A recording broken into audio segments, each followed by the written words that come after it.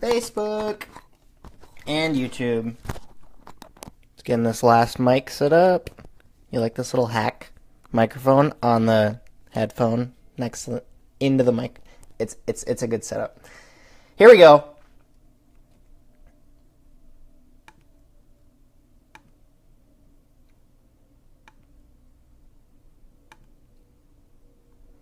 Don't save. Boop. Here we go. What's up, Sebastian? What's up, folks? This is the Emulsion podcast, episode 19. I'm your host, Justin Khanna. Happy Monday to you, sir or madam. It is my job here on this show to give you a rundown of some chef and restaurant and fine dining news, or stories that have basically mattered to me in the last week or so. If you leave your comments while you're watching live, or maybe just down wherever you're listening with hashtag the Emulsion, or just tag me, we can have a conversation about it, which is the best part about this show. Speaking of you folks, I've got a super special interview announcement at the end of this show, as well as a giveaway. So definitely stay tuned for that. Today's beverage it's a little bit basic, I'm going to be honest, but it's pretty hot. It's hot AF here in Seattle.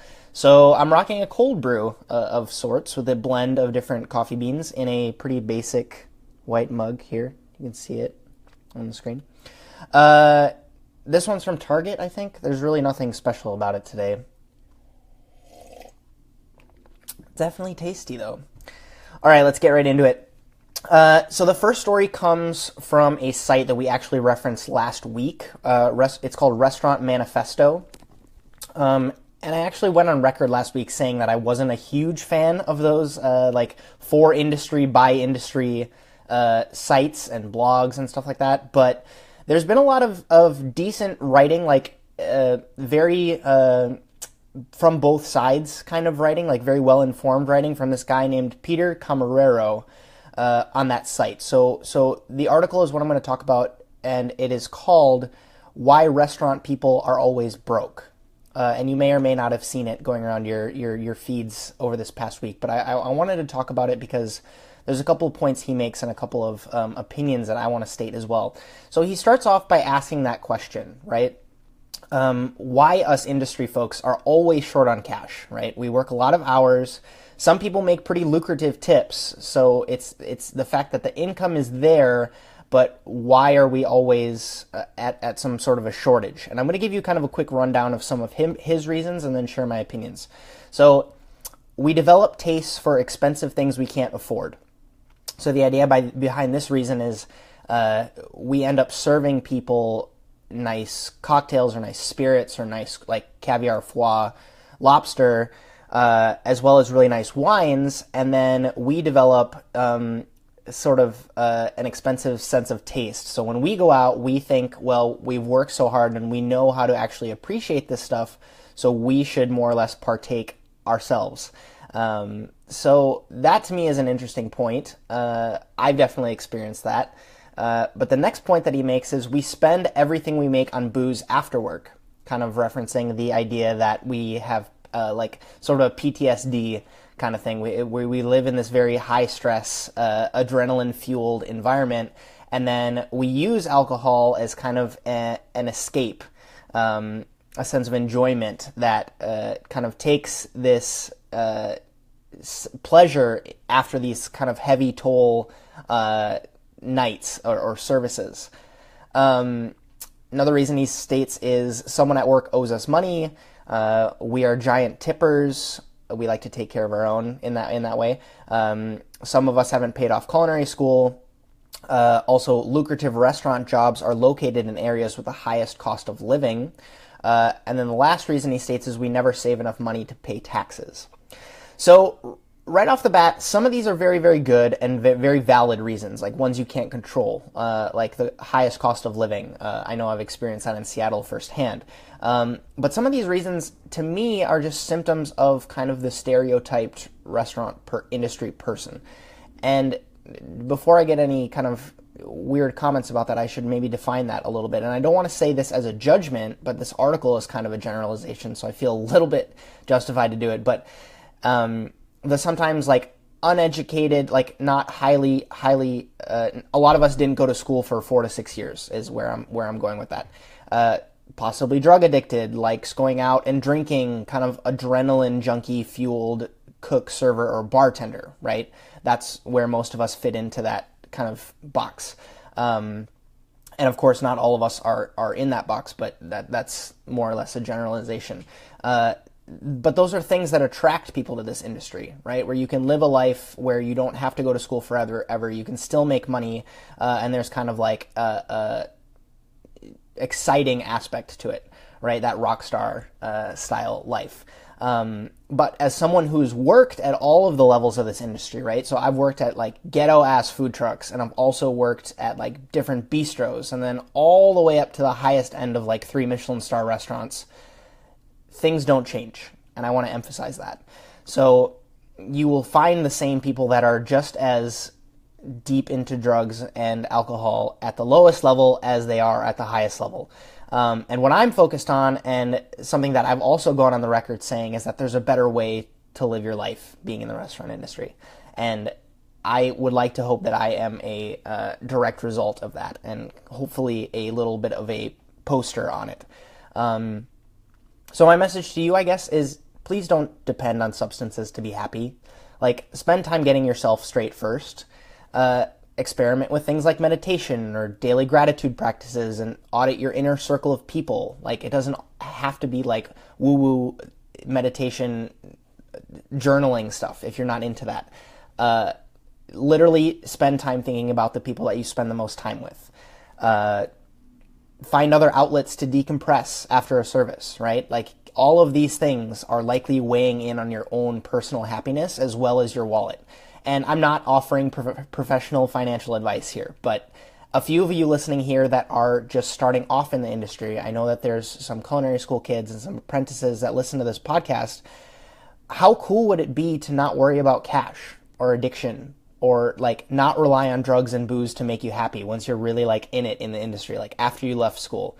And that all starts with, you know, how you treat yourself now and how you approach the industry now.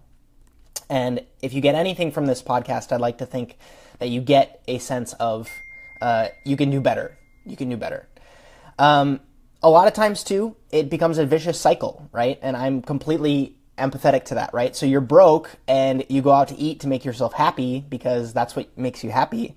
And then you get you get a ton of nice things, and then you basically end up digging yourself deeper into a financial hole. So then you're sad and you go out and have a drink with your friends to have fun, and that ends up digging yourself even deeper, right? So my advice is to experiment for maybe just like 3 months and get yourself above water financially, and then see how that feels. It's a game changer, I promise. Next up is a story out of Houston. Eater actually made a really great little short documentary on a piece called Raja's Sweets, and they gave me all the feels for Indian sweets.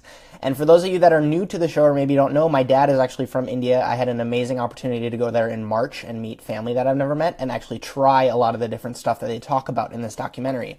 But the reason that I want to talk about it here isn't just because I'm trying to be self-indulgent. Maybe I am a little bit. But there's a lot of really cool technique for any pastry chefs listening, or even savory cooks, using different flours and using dairy in different ways. So if you're in the need for a little bit of unique inspiration, I've definitely found it super valuable when I'm writing my weekly menus to kind of turn to these not so Western style dishes or techniques to come up with different ideas. And overall, I just think it's a really, really great story that they tell about a solid spot. So, you know, I need to kind of work on that myself. Need to find a place in Seattle that has dope Indian sweets. Now I want to talk about a story that you may or may not have heard about recently, and that's the story from France, where a fitness model named Rebecca Berger was killed from an exploding pressurized canister last week. You know, the ones that you'll sometimes make whipped cream in. And that's crazy, right? So what happened was the canister was pressurized itself, and she set it down somewhere else, like on a counter or something, and the seal broke on it. And basically it hit her right in the chest, causing her to go into cardiac arrest. which is crazy. And of course, my thoughts are with her family and everyone connected, like her friends with it. It's so sad to hear. They were able to get her heart back to normal after they took her to the hospital. But she unfortunately passed away in the hospital after remaining unconscious after they got her heart back and going. But the reason that I want to cover this show is a little bit of a PSA for you. I know my audience isn't huge on this show, but if you have one of these from this brand, it's called Ardtime. I've left a link in the show notes. I want to make sure that no Emulsion listener suffers this fate.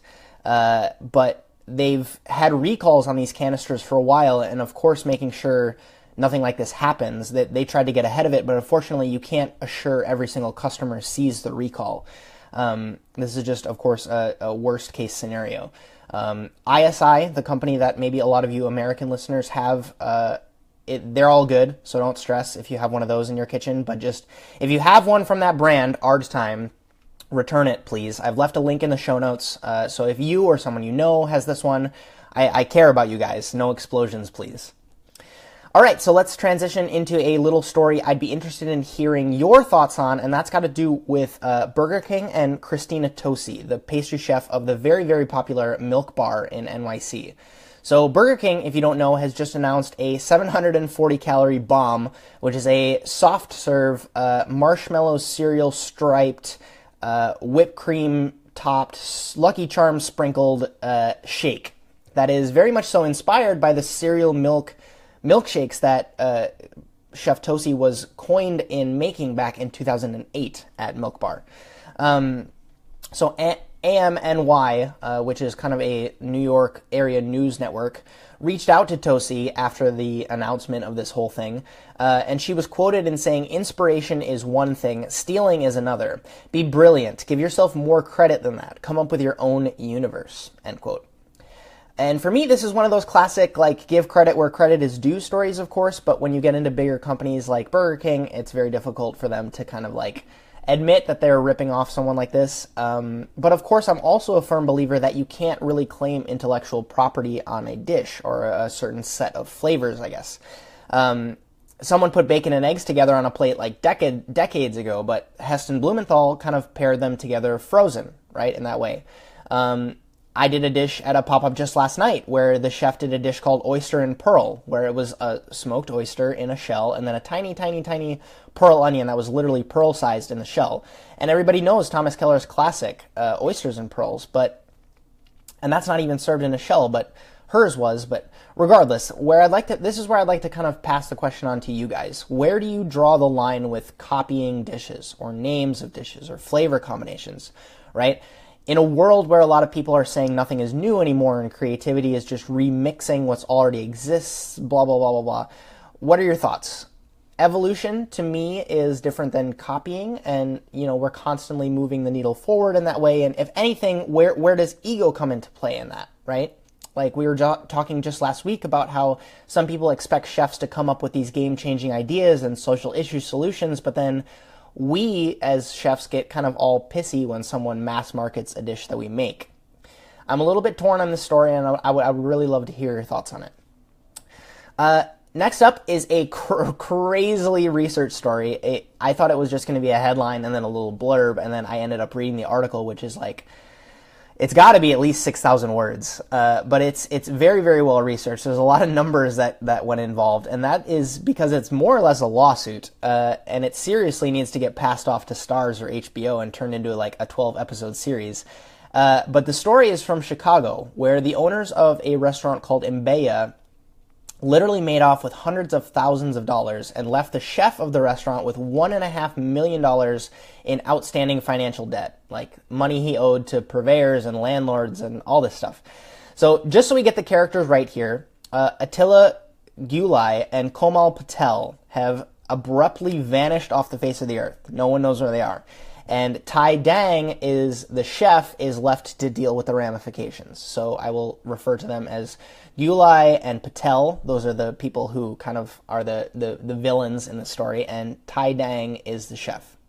So I'm quoting the article now. So, quote, months before they disappeared, Gulai and Patel apparently began to plot their exit. They systematically looted Baya, liquidating $101,495.82 from its certificate of deposit and making 8 withdrawals from its checking account over a 1-month period that totaled $127,000. They were directly deposited into their personal accounts, and according to bank records obtained by Cranes on June 7th, 2016, they wired a total of $100,000 to 2 banks in Canada. 28 days later, they required $5,100 to a bank in Budapest, Hungary.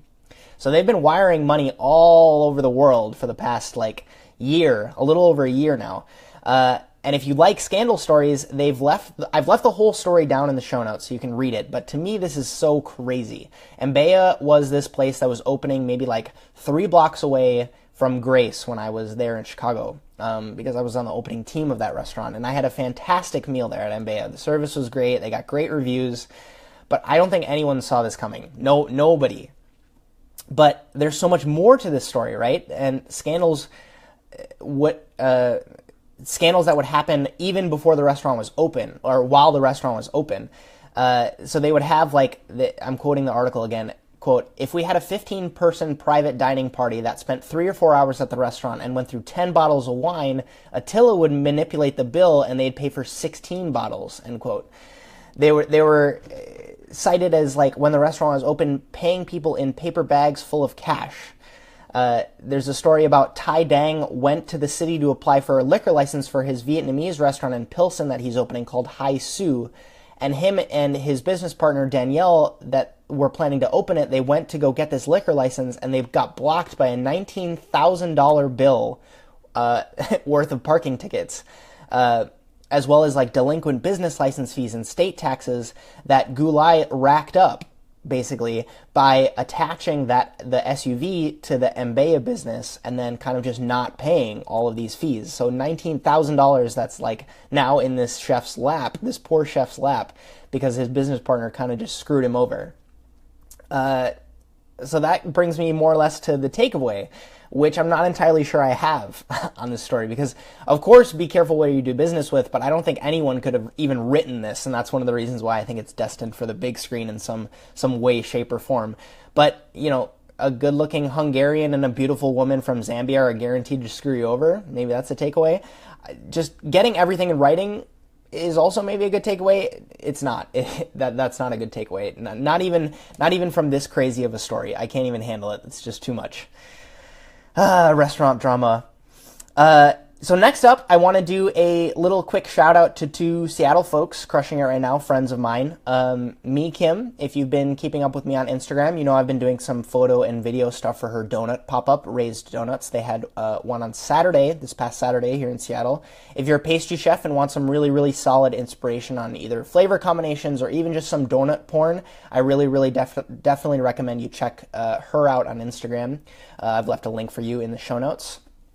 Also, my friend, and I guess you could say colleague, we work together sometimes, Eric Rivera, has broken out on YouTube. He has a couple other videos that have been posted almost about a year ago, but he shot his first little channel intro / vlog yesterday, and he posted it, so I've left links to that in the show notes. You should definitely subscribe to him on YouTube and also sign up for his blog / email list. He posts a lot about the creative process of doing dinners, hosting your own pop-ups, different techniques, all of it. He's really, really solid. And I'm all about supporting other chef YouTubers. A little cold brew sip. All right, that's enough shout-outs. Next up is a great video from Mind of a Chef, actually, which I think is a really underrated YouTube channel. I'm not entirely sure why I don't cover them more on this show. But they published a video where Ludo Lefebvre from LA, he has restaurants in LA, he's from France, but he's actually in France making butter. And if you know me, you know how much I heart butter, regardless of how good or bad it is for my actual heart. But I really enjoyed this process, kind of watching them make the butter from 100% nothing into a finished product. It's one of those real artisanal, really, really putting the real stamp of artisanal on these guys. They kind of watching them fold the butter. They've got this really amazing machine that's like a record player that kneads the butter. It's like a giant record player, and it also kneads the butter at the same time. They talk about using wood a lot with the butter because it makes sure that the butter doesn't stick to it. They flip the butter by hand, and you get to kind of see the butter weep or cry, I guess, as they say in the video, when they add salt to it because it's starting to like draw moisture out of the butter. And then, of course, they use these really cool hand tools to kind of shape it all by hand. And every single restaurant that they deliver to has an individual seal that they kind of stamp into the butter. To me, it's just really, really awesome. And that's the second little video documentary, actually, that you're getting on this show. This is a very theme-centric episode today. We got food documentaries and pastry chef news. That's what I'm going to call this episode. We're definitely all over the place here on the Emulsion. So last up is our non-industry story. I have to talk a little bit about travel news because this air travel startup called Boom unveiled a prototype of their finally affordable, supersonic aircraft at the International Paris Air Show.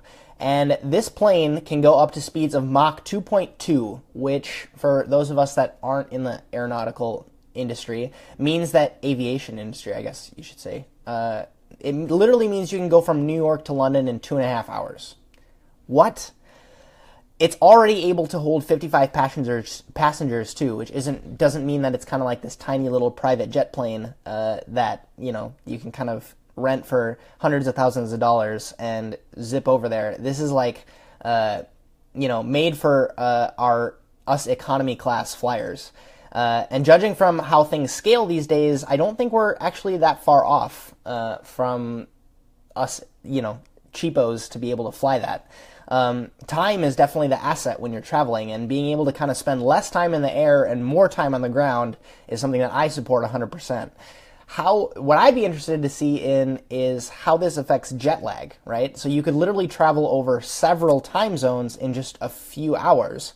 So I'd be interested to see how I would feel kind of getting off a plane like that, where you kind of leave when it's dark and get there when it's still dark, or leave when the sun is rising, and, all of that stuff. I'd be interested to see how that would affect me jet lag wise. So with that, this has been episode 19 of the Emulsion. Thanks so much for listening. I appreciate you very, very much.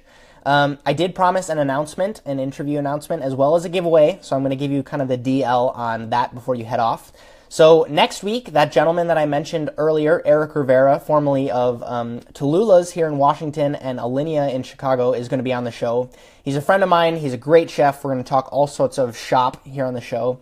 So food and restaurants and fine dining, all of it. We have a lot of very similar opinions, and we like to debate on stuff. So if you're interested in getting questions in for Eric, things you'd like to know from more or less a veteran of the industry, go ahead and shoot them my way on any platform. Make sure you hashtag the Emulsion and tag me so I know where to find you.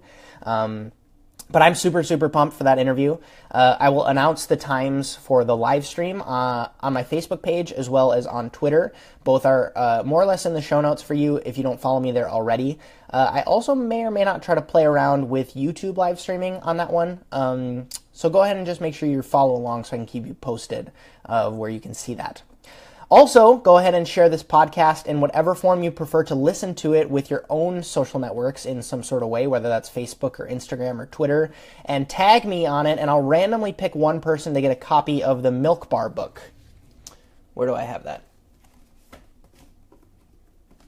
Okay, it's right here. I have it. It's in my possession.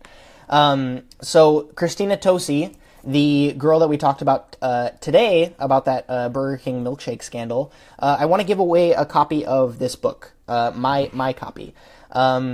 It's used. It's definitely not brand new, but I keep really, really good care of my books. Hopefully you can see it in the video here.